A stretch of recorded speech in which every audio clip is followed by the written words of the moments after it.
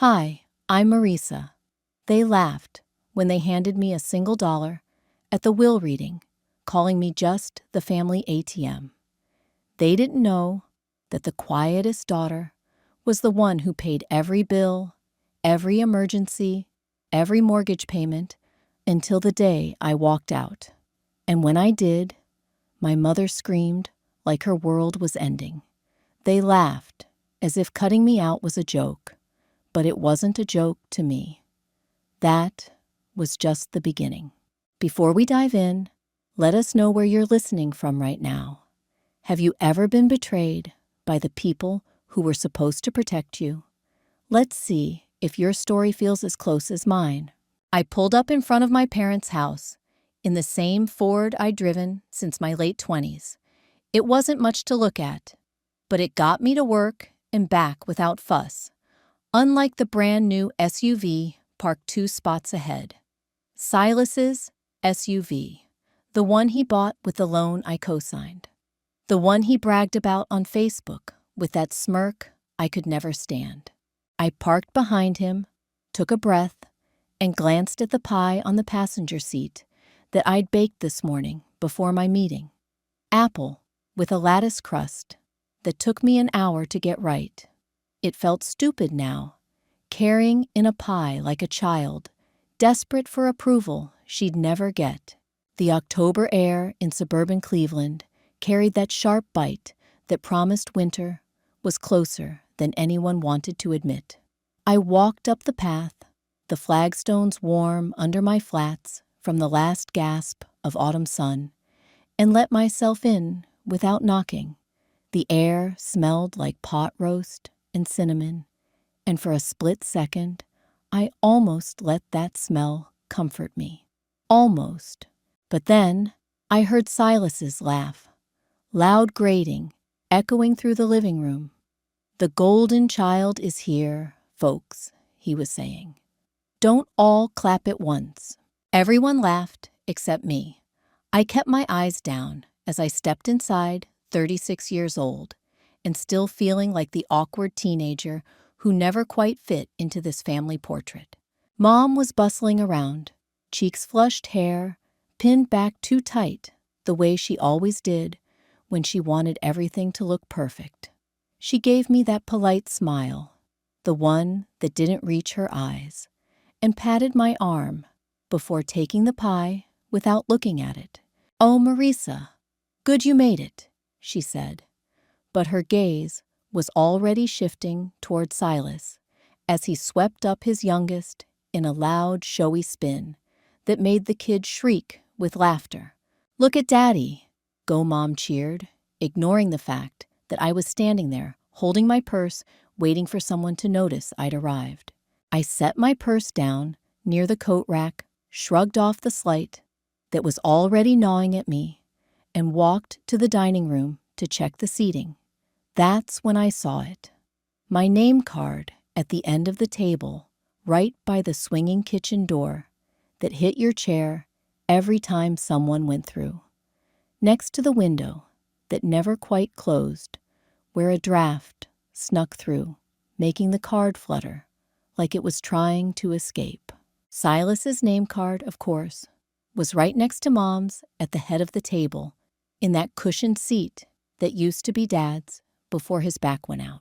I slipped into my seat, trying not to let the sound of the door hitting the back of my chair bother me. Every time it swung open, the plate in front of me rattled just enough to remind me of where I was sitting. Every clang was like a reminder. You're here, but you're not really here, are you? Dinner started with the usual prayer. Silas's kids giggling. Silas himself tossing in a loud "Amen" that made the whole table chuckle. Mom beamed at him like he was the Pope himself. Then came the moment that always made my stomach twist the round of praise. Mom's voice went soft, affectionate, as she talked about Silas, about how he was always there for the family, about how grateful she was for everything he did, how he made them all so proud. I didn't even lift my eyes from my plate. If I did, I'd have to see Silas's smirk, that self-satisfied nod he'd give me, like we were sharing some inside joke, as if he knew exactly where I stood in this family. They laughed about some memory I wasn't part of, about Silas fixing something that I'd paid to have replaced, about how responsible he was. The kitchen I'd funded with my bonuses. The utilities I quietly covered when Mom's checks started bouncing. The SUV I'd helped him get when his credit tanked. None of that was mentioned. They didn't have to. They all knew, but it wasn't worth talking about. Not when it was me doing it. I saw the new microwave blinking from across the kitchen, the one Mom had bragged about to the neighbors, as a gift from Silas. I felt my jaw tighten. A gift paid for with my money. But what did it matter to them? I was a ghost at this table, an ATM that didn't complain or ask for interest. I laid my fork down carefully, the scrape on the plate louder than I intended.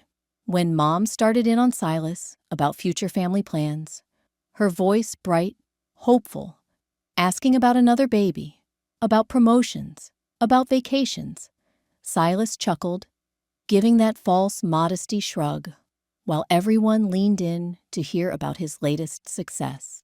I felt something shift in me, a small rebellion, in the way I pressed my palms against my lap, forcing myself not to reach for the fork again. My eyes hardened, but I said nothing. Silence was my armor, and I chose to keep it on. As the laughter rolled around me, I found myself staring at the pie I'd brought untouched on the counter. It felt like a joke, now, like every gathering felt a performance of family, where I played the role of the invisible contributor. My phone buzzed on the table, the vibration rattling against the wood, breaking me out of the trance of fake smiles and half-truths. I glanced down, expecting another work email I could bury myself in. But the preview of the message made my chest tighten, the last bit of warmth draining out of me as the laughter around me grew louder. The phone screen lit up, and the laughter around me faded into a distant, tinny echo as I read the notification. It was from my bank app, reminding me about the payment that had just gone out for the mortgage on my parents' house. Again, I stared at the words, my thumb hovering over the screen, hearing Silas's voice crack another joke that made the others howl. My chest tightened, but I kept my face, still letting the screen dim in my palm as I slipped the phone back into my purse. Mom's voice cut through the chatter. She tapped her glass, the clear chime demanding attention, and the room quieted, except for the distant TV in the other room. She stood, patting her hair, as she always did, before she made a speech, a pleased smile playing on her lips. "Your father and I wanted to share something important tonight," she said, glancing at Dad, who nodded from his chair, one hand resting on his belly, the other gripping his beer. Silas leaned back, his arm draped across the back of his chair, that smug look on his face, as if he already knew this was going to be about him. Mom's eyes swept over the table, skipping over me so smoothly, I nearly felt the breeze of it. "We've updated our will." She continued, her voice warm, to ensure the family is secure for the future. A flicker of unease crawled up my spine, but I kept my hands folded in my lap, focusing on the condensation dripping down my glass of water, the tiny circles it left on the tablecloth. Then, with a laugh that didn't quite reach her eyes, Mom reached into her purse and pulled out a crisp $1 bill, holding it up for everyone to see. "And this," she said, shaking the bill for emphasis, "will be Marissa's share." For a moment, there was silence, like the world inhaled and forgot how to let the air back out. Then, Silas barked out a laugh, and it was like the others were waiting for permission to follow. They all laughed, even Dad, his shoulders shaking, as he wiped at his eyes. I didn't move. My face burned, and I stared at that dollar bill like it was a gun pointed at my chest. My tongue felt thick words rising but sticking heavy and useless. I glanced at Silas, who winked at me, tipping his glass in a mocking salute, his grin, wide teeth, bright under the dining room light. "That's all you get, Marisa," Dad finally said, chuckling, his voice carrying the finality of a judge passing sentence. Then he sneered, actually sneered, and added, "You were just the ATM anyway. Always working, always paying. Now it's Silas's turn to carry the family forward." The words hung in the air like a slap that kept echoing. Just the ATM. Mom nodded beside him, satisfied, as if they had settled something fair, as if this was the natural way of things. Silas leaned forward, elbows on the table. "Come on, sis. You know you love taking care of everyone. It's what you're good at." My nails dug into my palms, under the table, as I fought to keep my expression calm, to stop the tears threatening to break free. Every bill I'd paid flashed before my eyes. Every late-night call for help with a broken car. Every emergency covered. Every grocery run when the fridge was empty. Every time Mom needed a little help with the heating bill. My mind was a reel of receipts, none of which mattered here. The laughter rolled on around me, as if I weren't there, as if I were truly invisible, a ghost with a wallet. I let out a slow breath, blinking back the blur, focusing on the wood grain of the table to steady myself. Without a word, I lifted my napkin from my lap and set it carefully on my empty plate, the small act feeling heavier than it should have. I stood the chair, scraping softly against the floor, but no one stopped me. No one even looked up, too busy praising Silas and themselves for how clever they were. Step by step, I made my way to the entryway, slipping on my jacket with deliberate calm. I didn't slam the door behind me. I didn't owe them that satisfaction. The cool evening air hit my face as I stepped onto the porch, the laughter still echoing through the walls, muffled now like a party I was never invited to. I walked to my car, the gravel crunching underfoot each step solid, grounding me in the reality that I was done. Done pretending this family would ever see me. Done being the safety net they'd strip for parts. Done letting them define what I was worth.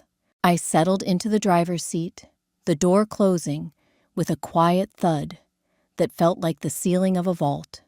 The car smelled like the pie I'd baked, now cold and forgotten, in the back seat. I gripped the steering wheel, feeling the tension in my shoulders, the ache in my chest, as I let out a breath I hadn't realized I was holding. I pulled out of the driveway, headlights illuminating the narrow road ahead, the house shrinking in the rearview mirror with every passing second.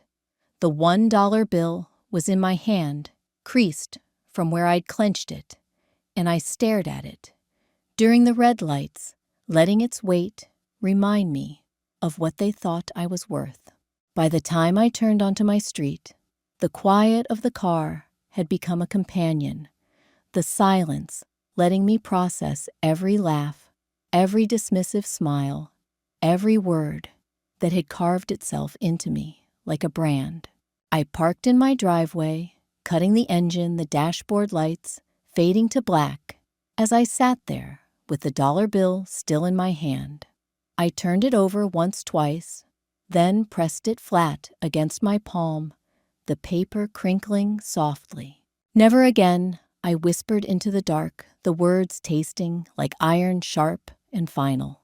I let the car engine tick down into silence as I sat there, the $1 bill still pinched between my fingers, the porch light casting a soft glow across the front steps.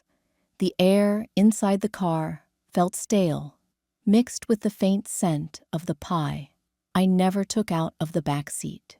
I pressed the bill against my palm, the paper bending, before slipping it into my coat pocket and stepping out into the cool night. My shoes crunched on the driveway as I walked up to the front door, fumbling with my keys before pushing the door open. The house greeted me with the soft hum of the fridge and the low creak of the wood floors, a quiet that felt heavier tonight than ever before. I hung my jacket on the hook, the fabric sliding off my shoulders with a weight that made my chest tighten. The house smelled faintly of coffee grounds and lemon cleaner, the kind of comfort I used to find soothing. But now, it just reminded me of how alone I really was in this space I paid for, lived in, and came home to without anyone to share it with. I moved into the kitchen, turning on a single light over the sink.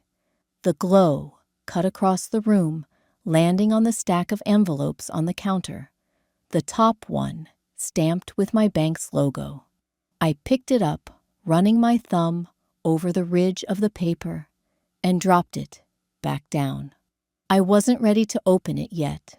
Instead, I walked into the living room, the soft thud of my steps echoing in the quiet, and sank onto the couch. Staring at the ceiling, memories came without asking. I saw myself at 24, answering that first call from Mom, her voice thin and tearful, as she explained how Silas needed a car for work but couldn't get the loan on his own. "You're so responsible, Marisa," she'd said, her tone sweet, warm. "We'll pay you back, honey. It's just a signature." I remembered the rush I felt, then the pride that came with finally being needed, being trusted enough to help. I didn't even hesitate. Driving down to the bank after work, signing the papers, with a smile, looking over at Silas as he clapped me on the back, calling me the best little sister in the world.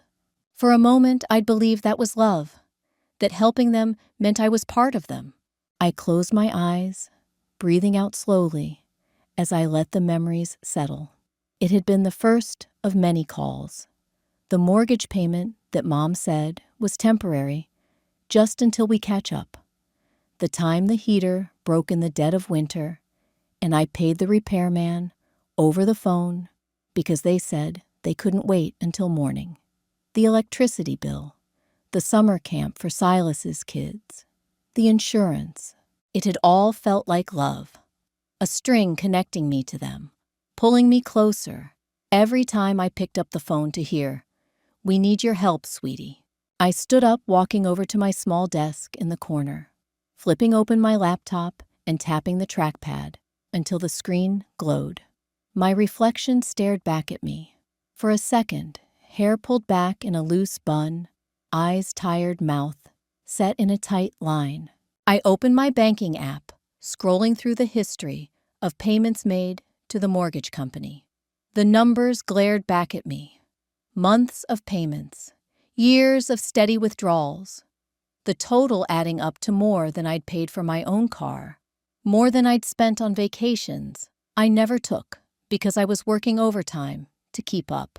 A laugh escaped my lips, bitter and soft, as the realization settled in like a cold stone in my stomach.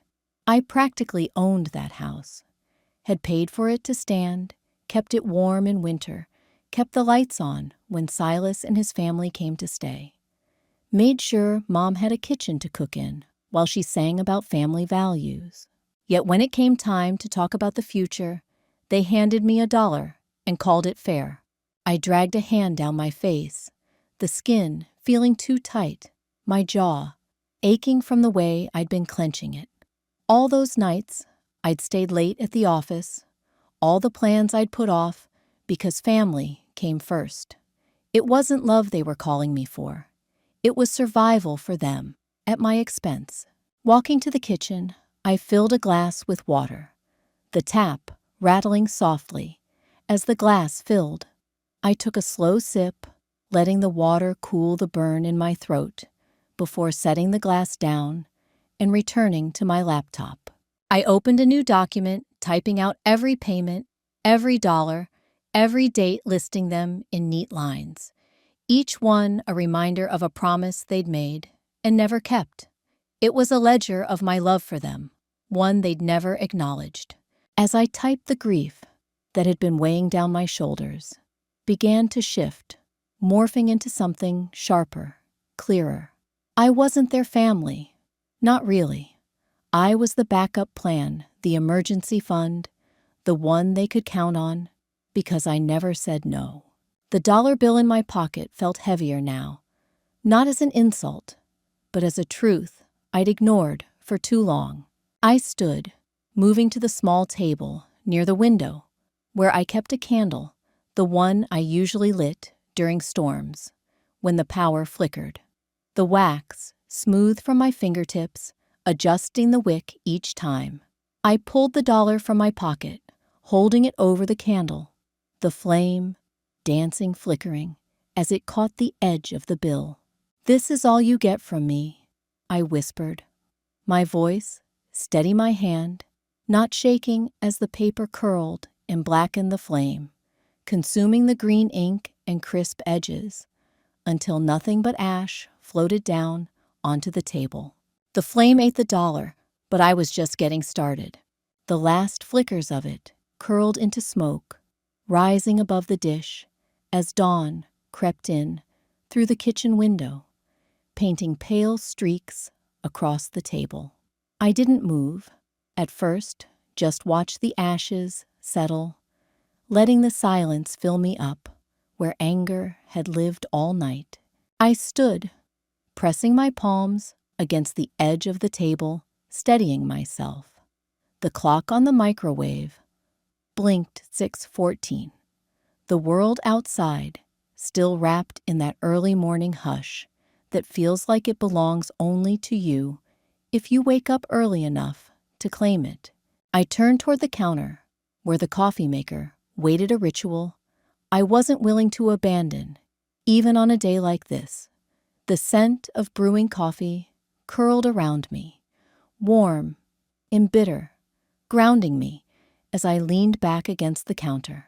I let the cup warm my hands while I watched the sun rise over the trees, a quiet reminder that the world keeps moving, even when yours feels like it's come to a halt.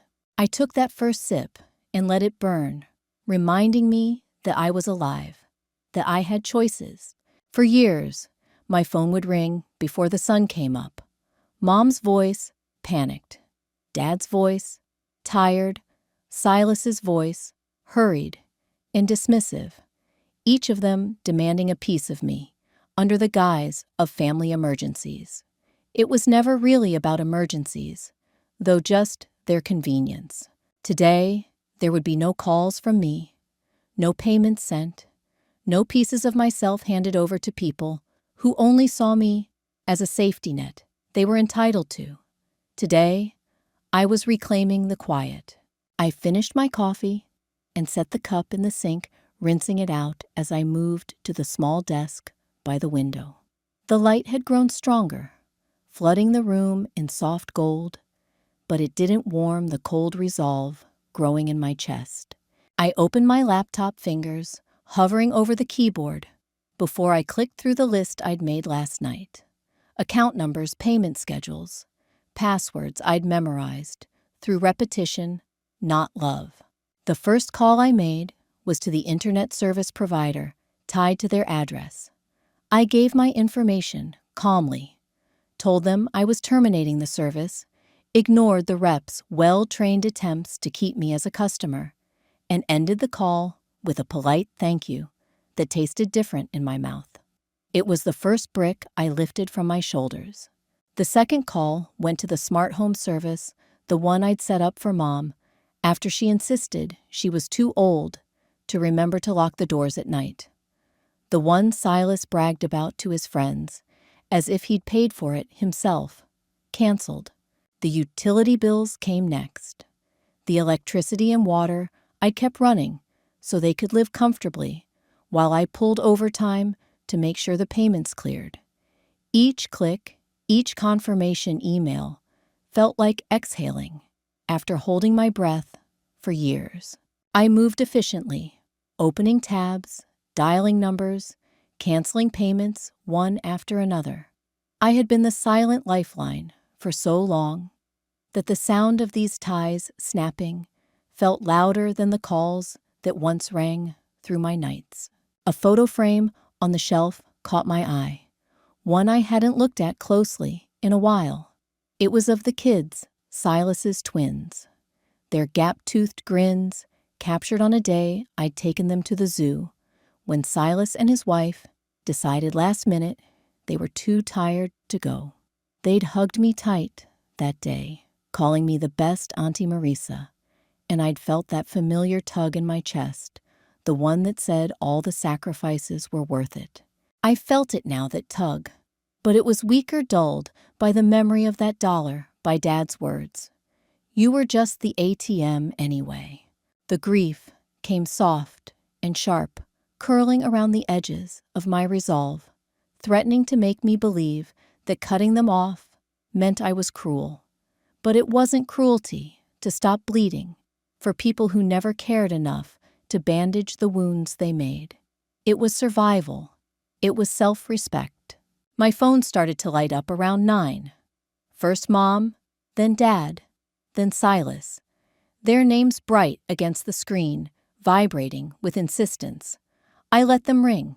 Each time, the silence on my end was louder than any word I could have said. They called again and again. Each missed call, another thread, unraveling, another knot, loosening from my chest. I didn't owe them explanations. I didn't owe them pieces of me they would only take for granted. Finally, I typed out a message to Silas: handle your responsibilities. I'm done. I didn't wait for the red receipt. Didn't brace myself for the response I knew would be filled with anger, manipulation, or empty promises to pay me back soon. I blocked their numbers one by one, my hands steady, my breath even. The house felt different afterward, not empty, but spacious, in a way I hadn't allowed it to be. I opened the windows, letting the breeze in, letting it sweep away the old air that smelled of obligations and invisible chains. The doorbell rang sharp and sudden, cutting through the quiet I'd worked so hard to claim. I glanced through the peephole, and there they were, clustered on the porch, Mom, Dad, Silas, faces, tight eyes, scanning the door as if they could will it open with their entitlement alone. I took a breath and opened the door. The morning air, still cool and damp, rushed past them as they stood on my porch. My mother's arms folded tight, her mouth pressed into a hard line. My father's eyes darting, unable to meet mine. Silas's jaw clenched, trying to look in control, but failing, a bead of sweat glinting on his temple. No one spoke first. I held the door open, stepping back just enough for them to enter, but not enough to welcome them. They brushed past me, bringing in the cold scent of outside, trailing tension across the threshold. The door clicked shut, the sound landing heavy in the small space of my living room. Mom wasted no time. What have you done? Marisa. Her voice was sharp, the same voice that used to call me in the middle of the night, shaking with worry over a leaky faucet, a late bill, a minor cough Silas's kids had that she was sure was something worse. The voice that always needed me. Silas stepped in behind her, taller looming, his eyes narrowed as they darted around the room.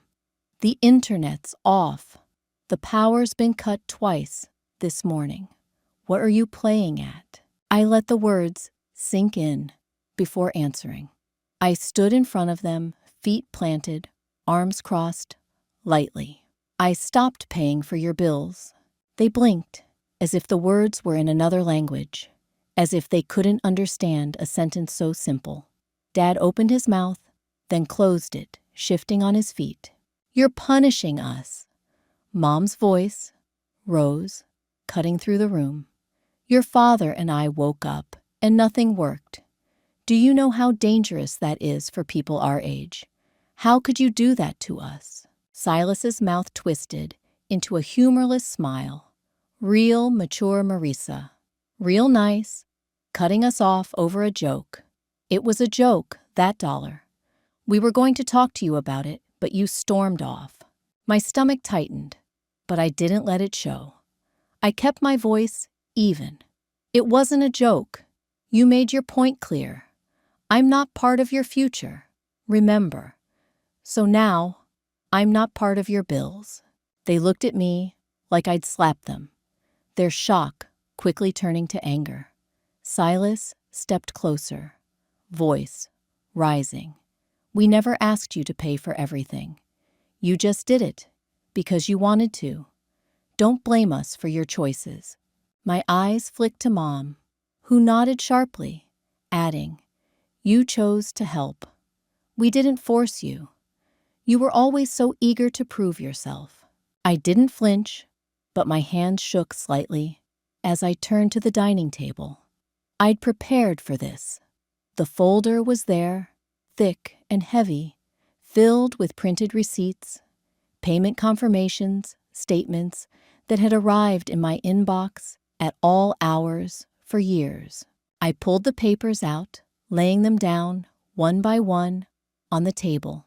Each paper made a soft slap against the wood, the sound stacking up like the dollars I'd spent without a thank you. Silas snorted. "What, you're keeping score now?" "Yes," I said simply, "because you made it clear that's all I ever was to you. A score, an ATM." My voice cracked, just a hairline fracture, but I swallowed it down. "I paid for your car, Silas. I kept the lights on in your house. Mom, Dad, I paid for your groceries, your utilities, your emergencies. Not once did you say it wasn't my job. Not once did you tell me to stop." Mom's eyes shone with tears, but I saw the calculation behind them, the way she would use them to pull me back in. She stepped forward, reaching for my arm. "Sweetheart, you're taking this too far. We're family.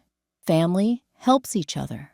I stepped back, pulling my arm away, feeling the ghost of all the nights I'd sat at my kitchen table, paying bills I didn't owe, while they laughed together over family dinners I was too busy to attend. Family doesn't use each other. Dad finally spoke, his voice soft, tired. "Marisa, we're too old to start dealing with all this now. Can't you just let it be?" I shook my head. "No, I can't."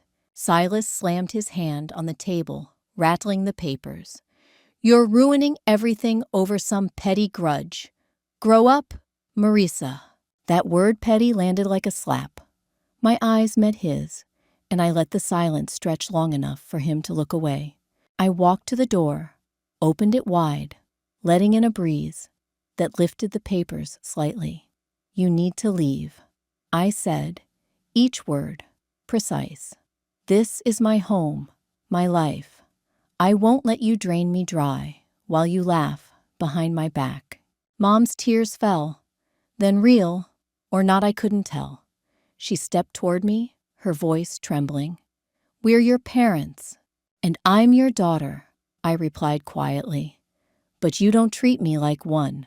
They didn't move at first, shifting whispering to each other, trying to form one last argument to keep me in place. But I didn't waver.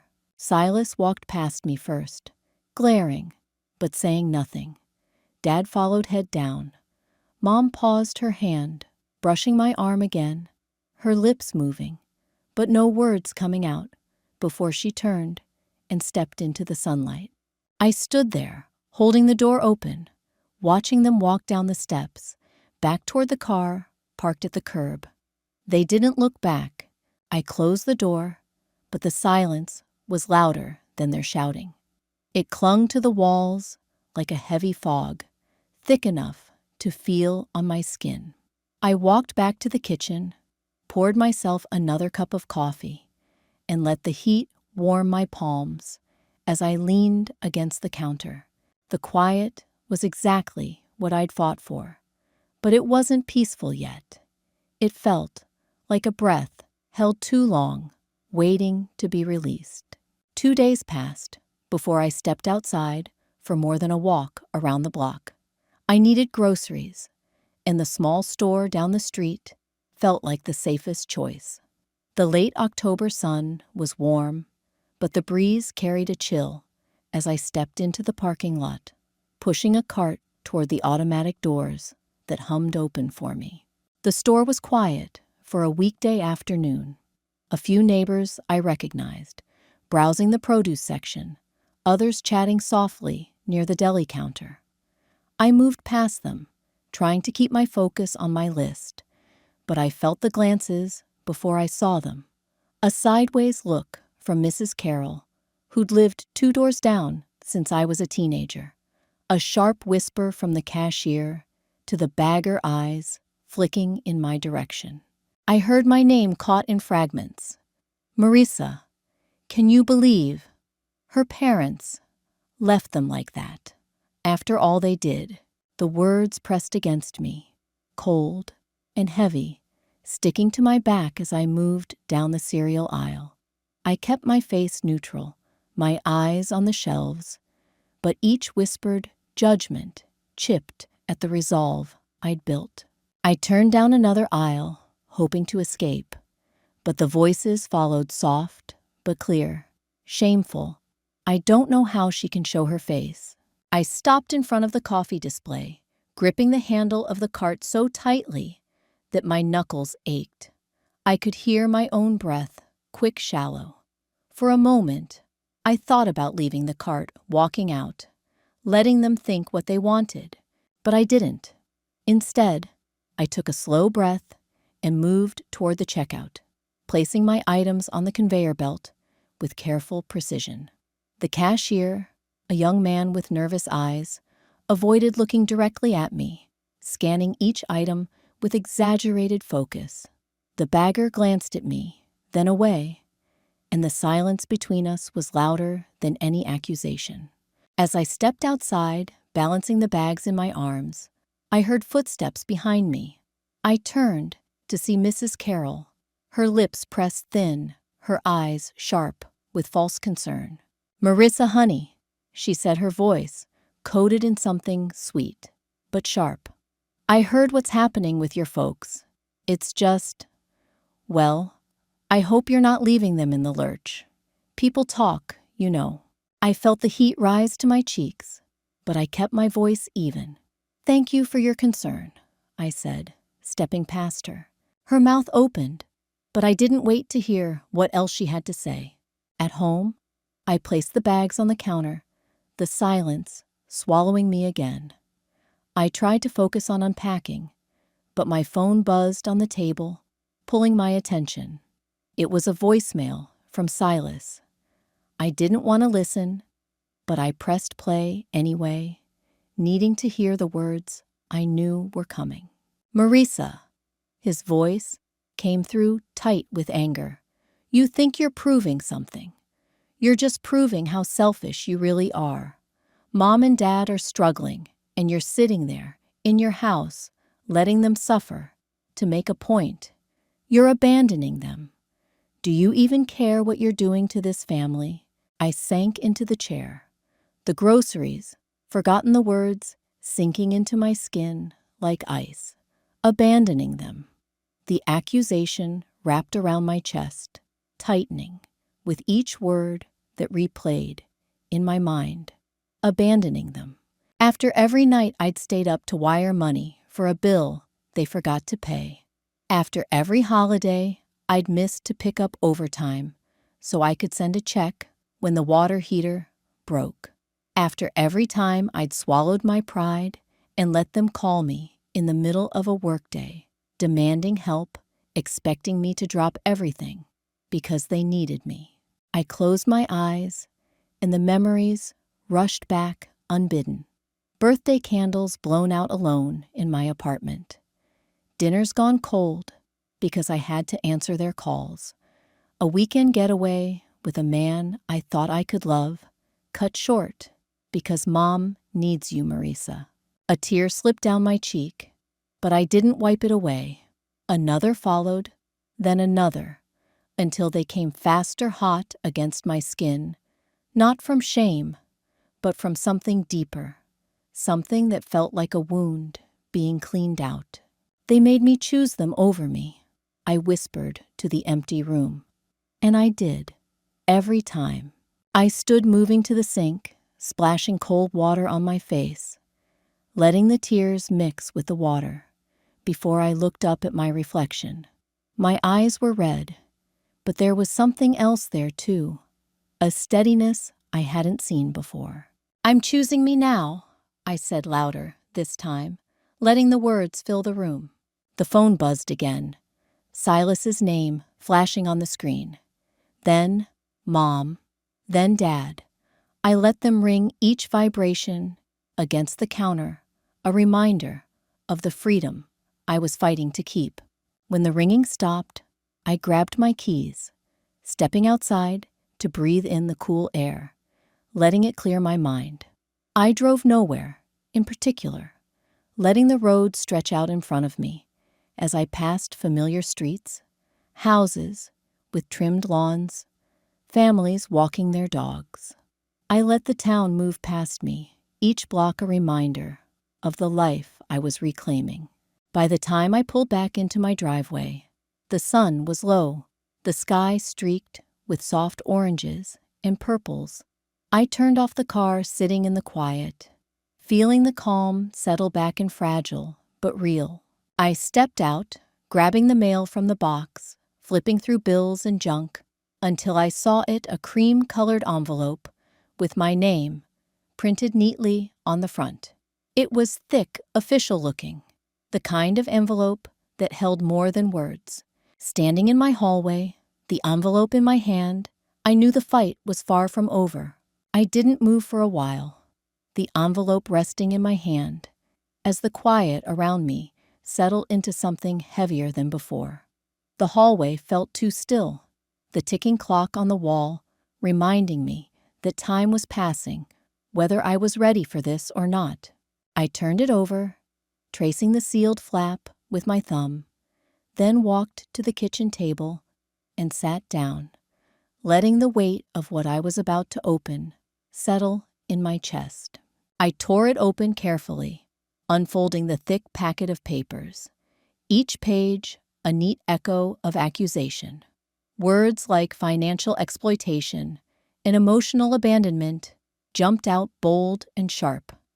My parents claimed I'd taken over their accounts without consent, had cut them off from their own money, and now was leaving them destitute.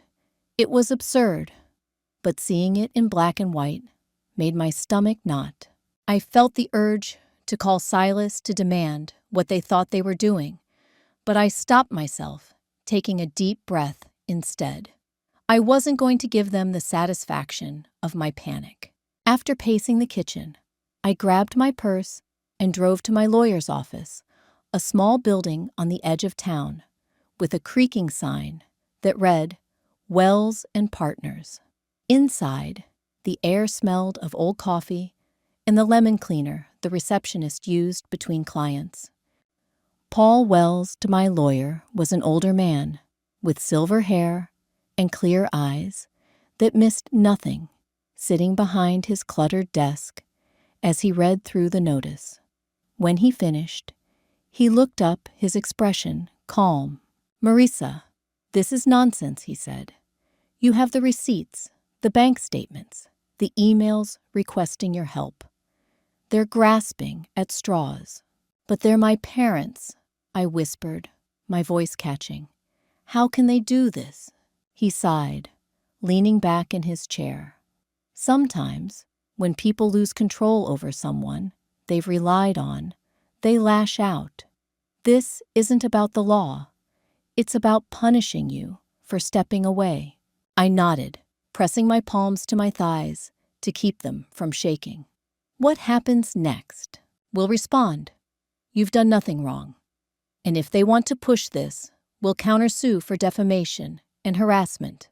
The word countersue felt heavy in the air, but it was also grounding a boundary, finely drawn. I left the office and sat in my car, staring at the dashboard, while the engine hummed softly. My reflection in the rearview mirror looked tired, but there was something else there too. Resolve layered over the exhaustion, like steel beneath bruised skin. That evening, I made tea and sat at the kitchen table, flipping through the old folders I'd pulled from my filing cabinet. Pages of payments, copies of checks, emails from Mom, thanking me for covering the mortgage, just until Dad's hours picked up text messages from Silas asking for help with his car payment, because the kids need me to drive them. I scrolled through my voicemail history, finding a message from Silas left months ago. His voice was warm, casual, as he said, "Marisa, I don't know how you do it. We'd be underwater without you. Seriously, you've kept this family going." Listening to it now made my jaw tighten. I forwarded the voicemail to Paul, typing a short message, adding this to the file. After I hit send, I sat back the quiet of the house folding around me. I realized with a clarity that felt like cold water that I wasn't fighting to get them to see me anymore. I wasn't chasing their approval or trying to prove I was good enough to deserve their love. I was fighting for me, for the years I'd lost, for the moments I'd sacrificed, for the peace I wanted to reclaim. I was fighting for the right to live without being their safety net, without having my worth measured by how quickly I could fix their problems. I opened my laptop, drafting an email to the lawyer listed on the notice I'd received. It was short, direct, and careful. I have extensive documentation proving that any financial assistance I provided was voluntary and at their request. Any further harassment or legal threats will result in a countersue for defamation and intentional infliction of emotional distress. I attached scanned receipts, screenshots of texts, the voicemail from Silas, and copies of the payments I'd made for years. My finger hovered over the send button for a moment, and then I clicked it, watching the email disappear into the ether. A small part of me still hoped they would stop, that they would come to their senses and realize what they were doing. But a larger part knew better. I stood up stretching as the tension in my shoulders loosened a small crack of relief, opening in the heaviness I'd carried for too long. The ping of my phone pulled my attention, and I saw a new voicemail notification pop up, my mother's name on the screen. Her voice was frantic in the preview, the words clipped and urgent. I pressed play, bracing myself for whatever came next. The voicemail clicked, and for a second, all I heard was breathing. Then, my mother's voice came through, ragged, half sob, half accusation. "Marisa, you can't do this to us. Do you know what you're doing to this family? People will talk. The church, our neighbors. Do you really want them to know what kind of daughter you are?" I sat there, staring at the wall as her words bled through the speaker, a blend of desperation and venom. She was scared, but not of losing me. She was terrified of the community seeing what she'd become. Her voice cracked. "Call off that lawyer. This is your family. You don't air out family business to strangers." She hung up, and the silence in the room swallowed the last of her threat. I put the phone down, taking a breath, letting the weight of her fear sink in. It wasn't about me leaving. It was about them being exposed for what they'd done. I spent the afternoon cleaning the kitchen, each wipe of the counter a small declaration of reclaiming my space. The dishes clinked in the sink, the sound sharp in the quiet that had once felt oppressive, but now felt like peace. I caught myself humming an old tune from childhood before I stopped wiping my hands on a towel, remembering what I needed to do. As dusk settled, I dressed in a simple blouse and jeans, pulling my hair back before grabbing the folder of receipts and documents from the counter. I slipped them into my bag, checked my phone one last time, and stepped out into the cool evening. The community center at the end of the street glowed with warm lights, the murmur of neighbors filtering out into the parking lot as I walked up the steps. The monthly neighborhood meeting was already underway, voices blending in casual conversation about property lines and landscaping fees. I slipped into a seat near the back, watching as Mom and Silas held court in the middle of the room, their laughter ringing out a little too loud, their smiles a little too tight. They didn't see me at first, but when they did, the change in their faces was instant. Mom's lips pressed into a thin line, Silas's eyes narrowing before flicking away. The meeting droned on neighbors discussing tree trimming and parking violations, the mundane layers of suburban life. I waited, hands folded in my lap, feeling the pulse of my resolve beat steady in my chest. When the floor opened for community comments, I stood my chair, scraping lightly against the floor. Heads turned, and a hush fell over the room. "I won't take much of your time," I began, my voice steady clear. "But there's something I need to say." Mom shifted her eyes, darting toward the exit. Silas stared at the floor. For years, I supported my family financially. Mortgage payments, utilities, car loans, groceries, you name it. I did it because I thought that's what family does. We help each other. But last week, my parents served me with legal papers accusing me of controlling them, of abandoning them. A ripple of whispers swept through the room. I want you all to know I'm done being quiet about it. I continued pulling the receipts from my bag, holding them up for a moment before placing them on the table. This is what I've done for them year after year, while being told I wasn't enough, while being handed $1 as my share in front of the family I've supported. Mom let out a sharp gasp, her hand flying to her mouth. "How dare you?" "Don't," I said, meeting her eyes calmly. "You're afraid of the truth, Mom, not of losing me." Silas stood abruptly. "This is family business, Marisa. You're embarrassing everyone." I turned to him, my voice even. "You're embarrassed because you've been exposed, not because you care about what's right." The room was silent, neighbors shifting uncomfortably, some exchanging glances, others staring at Mom and Silas with wide eyes. The image they'd worked so hard to maintain was crumbling under the weight of the truth. Mom's face went pale, her mouth opening and closing before she let out a scream, high and sharp, that cut through the silence. It was the sound of a woman realizing control had slipped from her hands, and nothing she could say would piece it back together. Silas grabbed her arm, trying to pull her toward the exit, but she resisted for a moment before stumbling after him, tears streaming down her cheeks, sobs mixing with angry muttering as they left the room. I stood there, breathing in the quiet that followed the weight that had pressed on my shoulders for so long, finally lifting. A neighbor, a woman who'd lived down the street since I was a child, caught my eye and gave a small nod, her lips pressed into a line of understanding.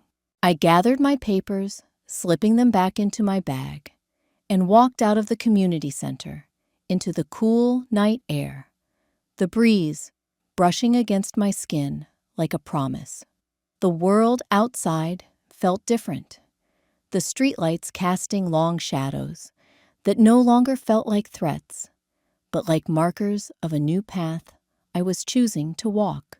I left the community center that night under a sky stitched with stars, the air crisp and quiet around me. For the first time, I felt each step I took was my own, untethered, grounded in something I couldn't quite name, but had yearned for my whole life. By the time I reached my front porch, the moon was hanging low, washing the neighborhood in a soft silver light, and I let out a breath I didn't know I'd been holding. That weekend, sunlight spilled through my bedroom curtains, warming my face as I opened my eyes. For a moment, I lay still, listening to the soft rustle of leaves outside and the distant chirping of birds. There was no phone ringing, no emails demanding attention, no tension waiting to greet me, just the quiet and my own steady breathing. I brewed coffee and sat at the kitchen table, the scent curling around me, grounding me in the present. My phone buzzed, and for the first time in weeks, it wasn't another demand. A neighbor had left a message, simple and short. "You were brave. If you need anything, let us know." Later, a knock on my door revealed a plate of homemade cookies, still warm, with a note that read, "Thank you for standing up for yourself. We see you." The ripple of what I'd done was moving through the neighborhood, but instead of judgment, there was a quiet respect in the way people nodded when I passed them, walking their dogs or getting mail. Later that day, I heard from a neighbor that Silas had lost his job. The weight of unpaid bills and overextended credit finally catching up with him. Rumors swirled that my parents were considering selling their house, the house I'd paid off, just to cover the debts they'd ignored, while expecting me to pick up every piece they dropped. It wasn't satisfaction I felt hearing it, but a somber understanding that choices always came back around. The afternoon sun was beginning to dip when I heard a knock at my door. I opened it to see Mom standing there, her hair unkempt, eyes puffy hands, twisting a tissue until it nearly fell apart. Behind her, the street was empty, as if holding its breath. "Marisa," she started, her voice cracking. I didn't know where else to go." I stepped back, letting her into the living room, but I didn't offer her a seat. She glanced around, taking in the space, her eyes lingering on the small ceramic dish on the table, where the ashes of that burned dollar had long since blown away. But the memory of that moment remained alive and clear. "We didn't mean for it to go this far," she said, wiping her eyes. "Your father and we made mistakes. I made mistakes." She looked at me, desperation leaking through every word. "Is there any way to fix this? To fix us?" I stood there, letting her words hang in the air.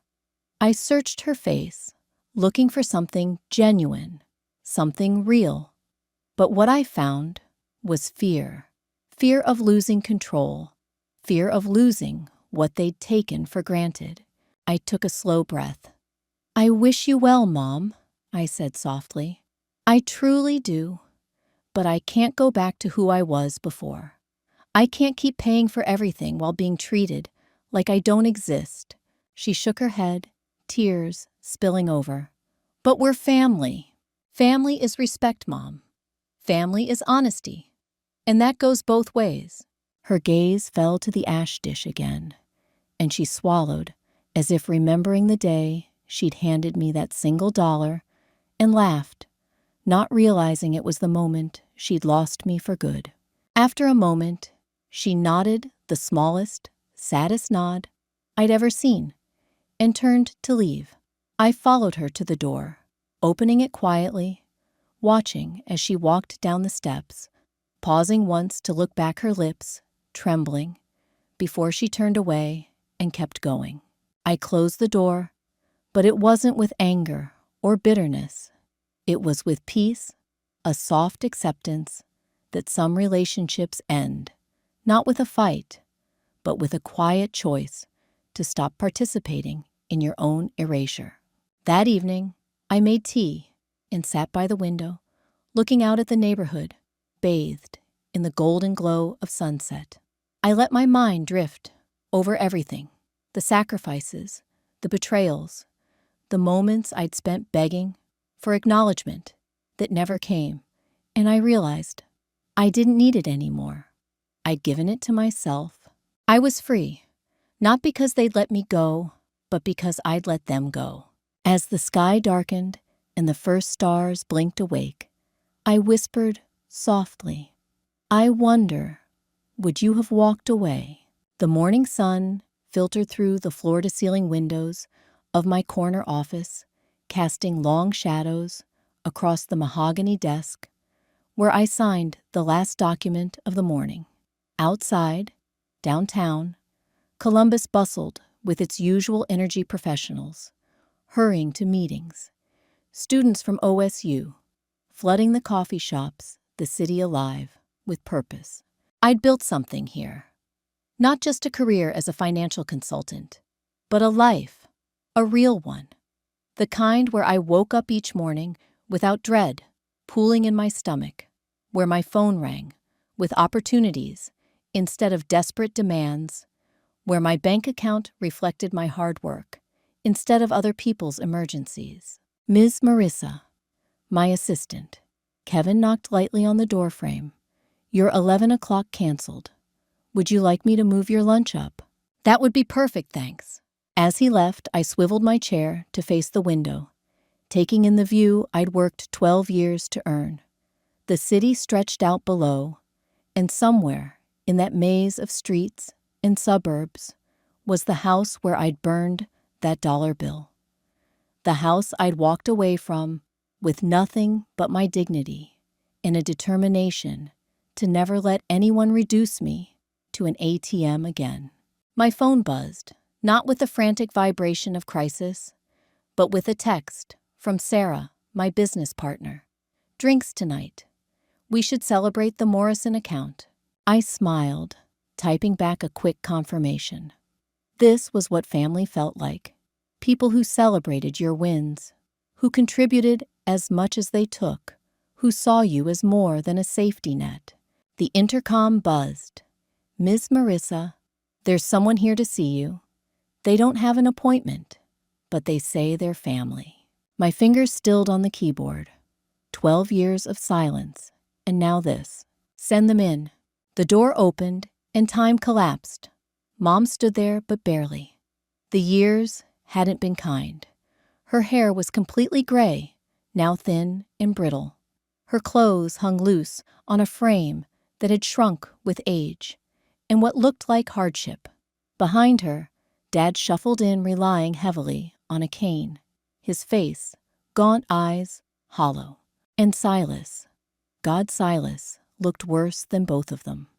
The golden boy who'd once preened at family dinners was now slouched, defeated, his clothes cheap and ill-fitting, his hands shaking slightly as they hung at his sides.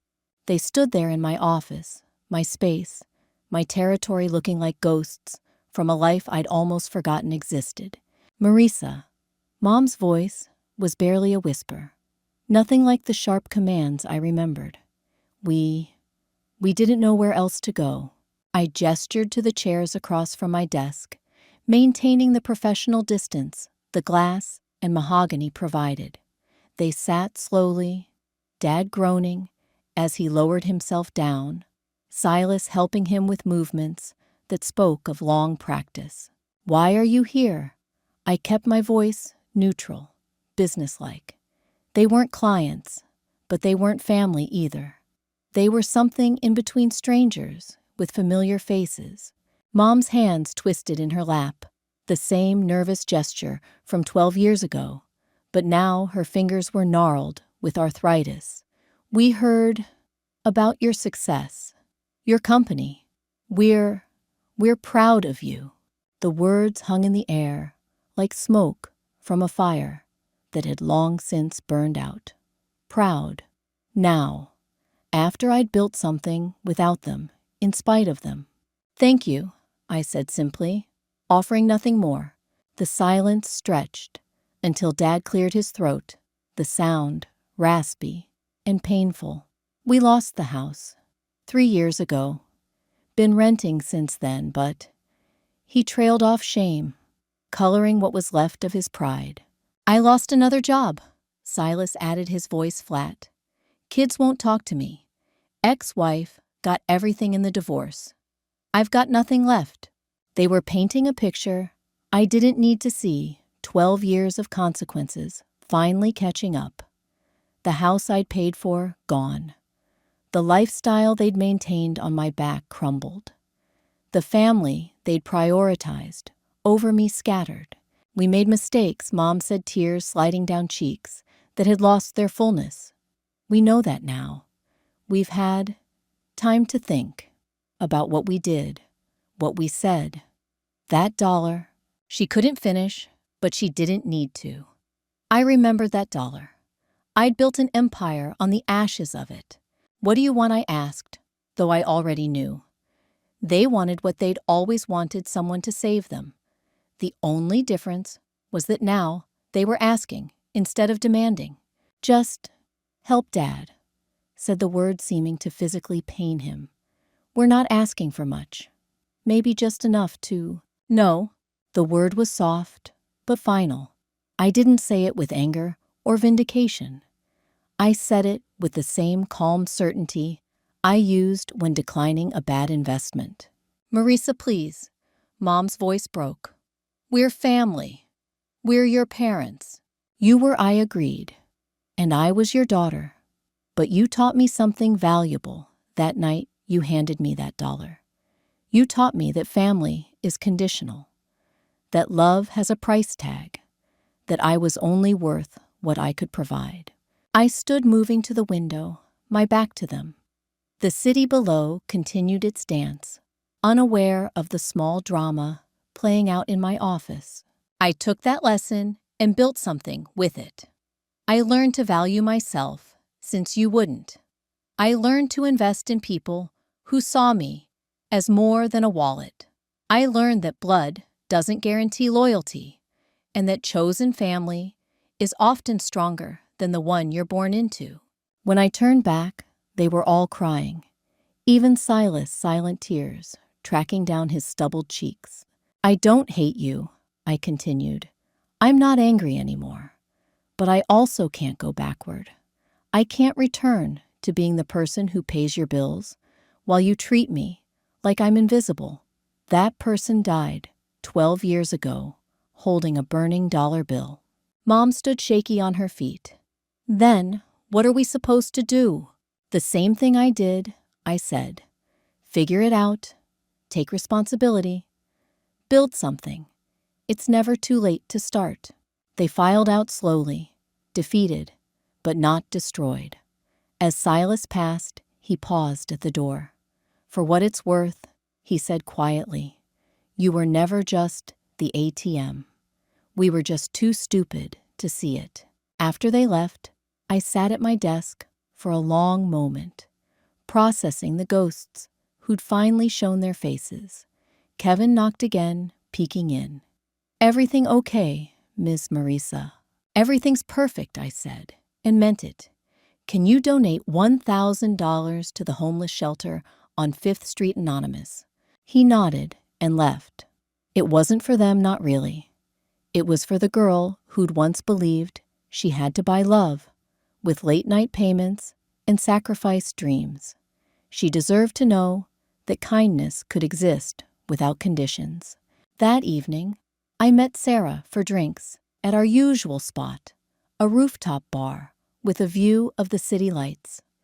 She raised her glass, toasting to our success, to partnerships built on mutual respect, to chosen family. As I clinked my glass against hers, I thought about the visit. 12 years ago, they'd taught me I was worth exactly $1. Today they'd learned that sometimes the price of your mistakes is watching the person you undervalued thrive without you.